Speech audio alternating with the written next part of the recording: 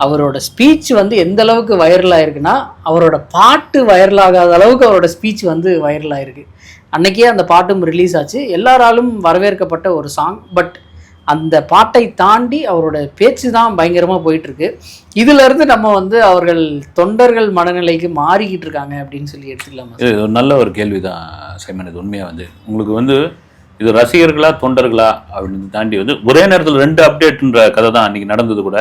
நான் கூட நினச்சேன், இன்னையா உடனே வந்து ஒரு சாங்கை வெளியிடுறாங்க, இது முழுக்க முழுக்க இன்னைக்கு விஜய் பேச போகிறாரு, அதுக்கான ஒரு லீடு சாங்காக இருக்குமா அல்லது வந்து அவர் சொந்த குரலில் பாடினதாக இருக்குமா, இது கூட ஏதோ ஒரு தொடர்புடைய ஒரு பாட்டாக இருக்குமா அப்படின்னு பார்த்தா அதுக்கு இதுக்கு சம்மந்தம் இல்லை. ஆனால் நீங்கள் பார்த்தீங்கன்னா ஃபயராக ஒரு பேச்சை வந்து ஈரோட்டில் பேசுறது பிறகு இந்த பாட்டு வந்து ஏறக்குறைய நல்லா இருக்கு. அந்த பாட்டு வந்து ஆனால் யாரும் எடுத்து ஒன்று கொண்டாடல. அது வந்து எப்போ நாங்கள் வந்து தொண்டர் மண்டலிக்கு மாறிட்டோம், வரட்டும் ஜனநாயகம் 9ஆம் தேதி நாங்கள் அதை பார்த்துக்கிறோம், அப்டேட்லாம் நீங்கள் விட்டுட்டு இருங்க. நீங்கள் ஏங்க மலேசியா நிகழ்ச்சி அந்த அளவுக்கு பெருசாக இது பண்ணல பார்த்தீங்களா? அது வருதாமே இது வருதாமே ப்ரோமோ, அதாவது சிங்கிளுக்கு வந்து ஒரு ப்ரோமோவுக்கு ஒரு ப்ரோமோ இப்படியே விட்டுட்டு இருப்பாங்க.